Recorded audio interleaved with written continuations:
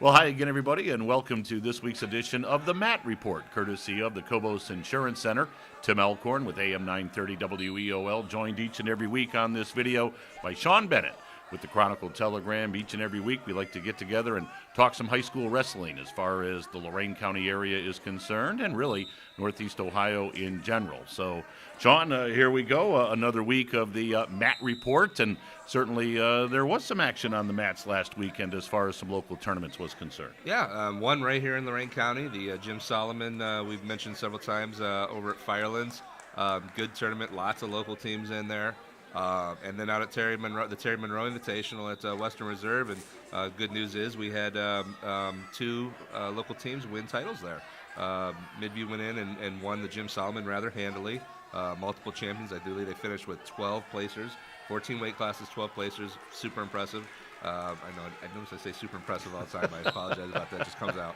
Because I do. I'm super impressed by a lot of people. So Brookside finished first at the Terry Monroe. So, it's nice to see individuals. We always see individuals go in and have success almost every week. But when a team goes in and wins tournament titles, which happened twice this weekend, 2 for 3, so that's pretty good.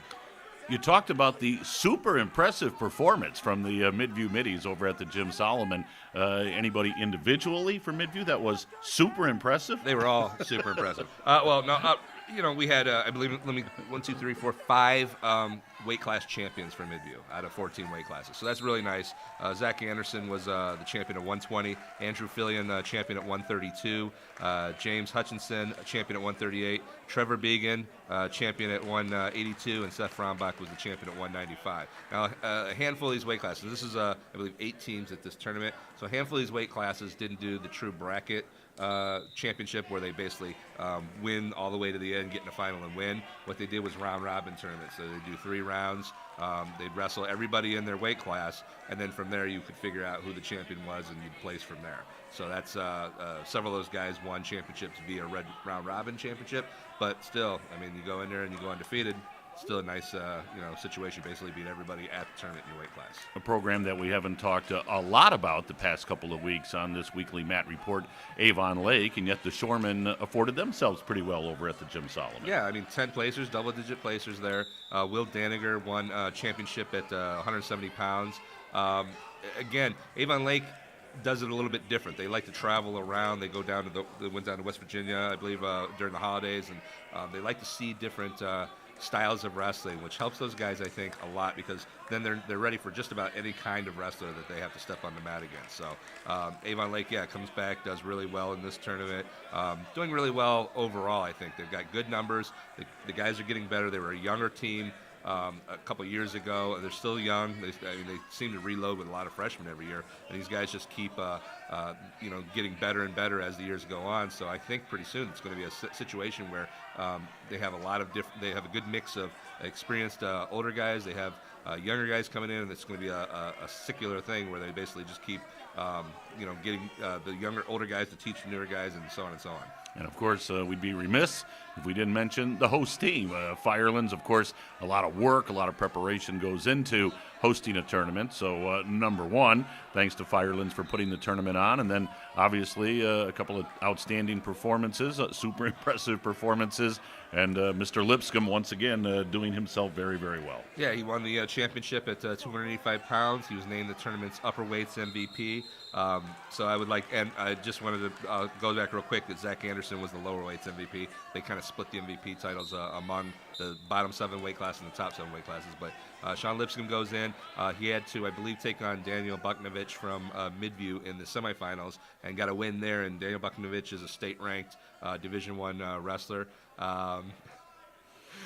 And then, so yeah, that was really nice. Don't laugh at the cue cards. So that was really nice to see that, he goes in, he gets a tough match there, and comes out with a big, individual championship. All right, let's transition over. The Terry Monroe Invitational. Brookside finishes first out of 9 teams. Any Cardinal wrestlers that kind of caught your attention? Yeah, they had several champions, which was really nice. David Ocasio won the 120-pound title. Chaz Jackson, 138.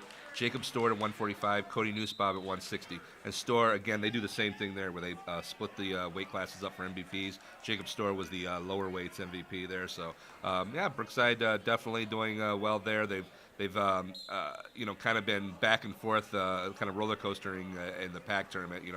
They've won some duels. They lost a Buckeye I was at, and then they went and they beat Wellington. So they're kind of like trying to look for some momentum right now. This is obviously a great start for that when you go in and win a tournament team title. All right, let's look ahead to what's coming up this week and this weekend as far as action on the mats. We've got some dual tournaments coming up, correct? Or some dual meets? Well, we have the dual team tournament start tomorrow. It's going to be different this year because they're as we said in the radio show last week, they're switching the first 2 rounds to single site host groups. So basically, where it used to be, you'd be seeing these dual tournaments all over the place. It was very hard to cover for us in the media because they were like, you'd find like 15 places hosting different sites.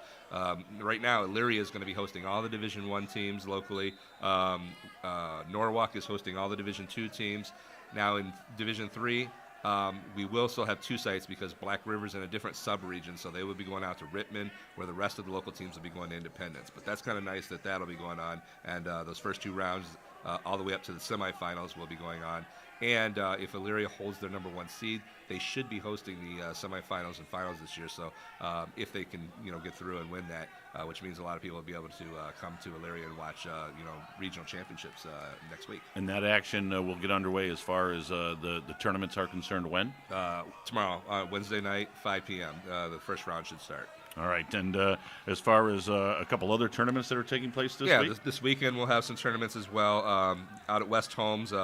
We remember how everything got wiped out a week ago. Yeah. Midview lost points on their scheduling points there because of that. So they went ahead and were able to get into that West Holmes. So now Midview and Keystone will both be going to West Holmes. And that's the thing, too, is some of these, this is the original schedule I'm kind of talking about. There's teams adding things on this week. So there might be, I'm seeing already that some of these tournaments are adding local teams that I didn't know about because they're trying to scramble and find spots to spend their schedule points. So there might be even more local teams at some of these tournaments. But Lorraine, Brookside, and Elyria's white team will be at the Cy Pinner Invitational, which Elyria hosts. Black River was going to be at the Revere Duels at Revere High on Saturday, and Clearview will be at the Dave Rohr Invitational at Mapleton on Saturday as well. All right, Shaun Bennett, before we close things out on this week's edition of the Matt Report, it's courtesy of the Cobos Insurance Center.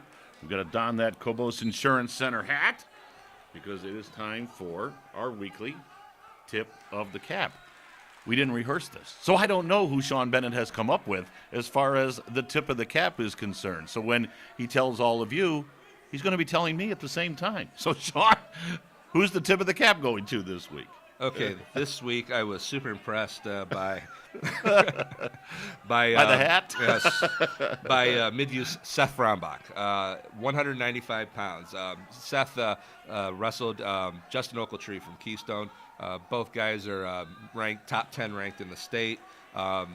Seth pulled out a 2-1 win in overtime to win that championship. Now, this was a round-robin format, but at that point, I think they were both undefeated. It was the last round of the tournament, so for all intents and purposes, that was a championship match. They knew it.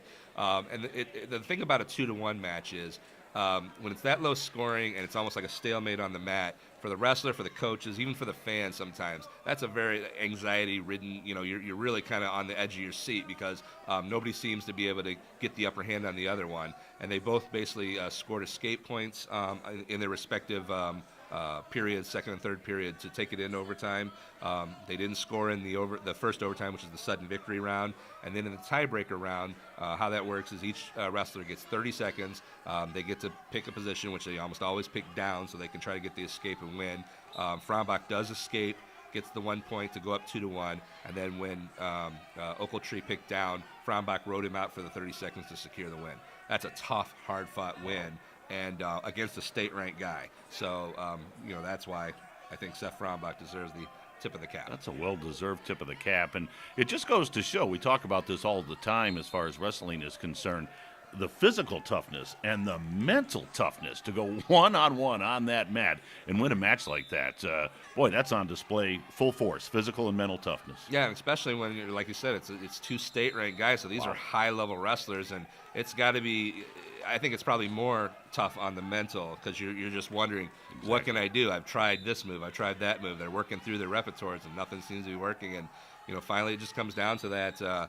You just staying on top of a guy, staying aggressive, and keeping him from escaping your grasp, and that's how you get the win. Sometimes you got to just be thankful to pick one up, no matter how it gets done. You don't dominate, but you still walk away with a victory.